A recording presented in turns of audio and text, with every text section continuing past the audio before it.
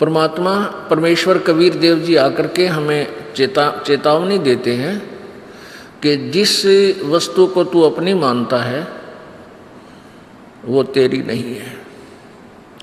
क्या बताते हैं कि काया तेरी है नहीं, ये माया कहाँ से हो। चरण कमल में ध्यान रखो, इन दोनों को खोए। जब तेरा शरीर ही तेरा नहीं है, इसको भी तू त्याग के जाएगा एक दिन, तो जिस संपत्ति को तू अपनी मान बैठा नालायक, ये तेरी कैसे हो सकती है। कभी जोर दे के विचार कर। अब परमात्मा ये समझाना चाहते हैं कि जब तक तुम इस संसार में हो, आपको एक छोटे से मकान की भी आवश्यकता है, और मकान के अंदर रोटी बनाने के सामान की भी आवश्यकता है, खाना बनाने की।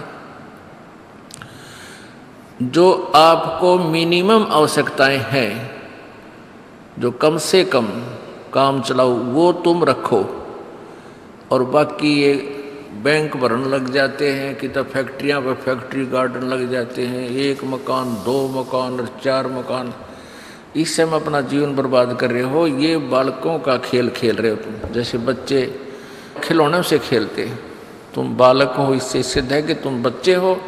जब तक तत्व ज्ञान प्राणी को नहीं होता, ये बालकों जैसा होता है। जैसे आप किसी होटल में रुके हुए हो और वहाँ पर सब सुविधा है, बेड भी है, चेयर कुर्सी भी है, उसमें टेलीविज़न भी लग रहा है, फ्रिज भी रखा है।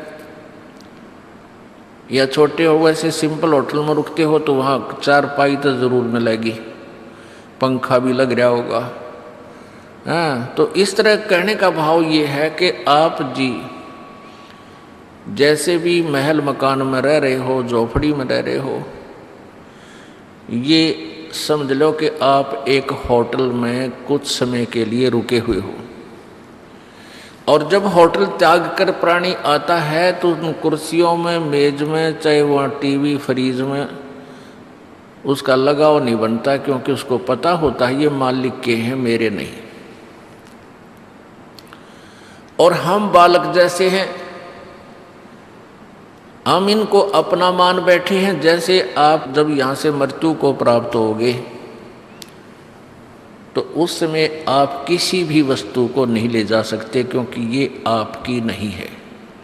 हाँ, जब तक आप इस होटल में हो इनका सदुपयोग करो, लेकिन परमात्मा की भक्ति करो। जिस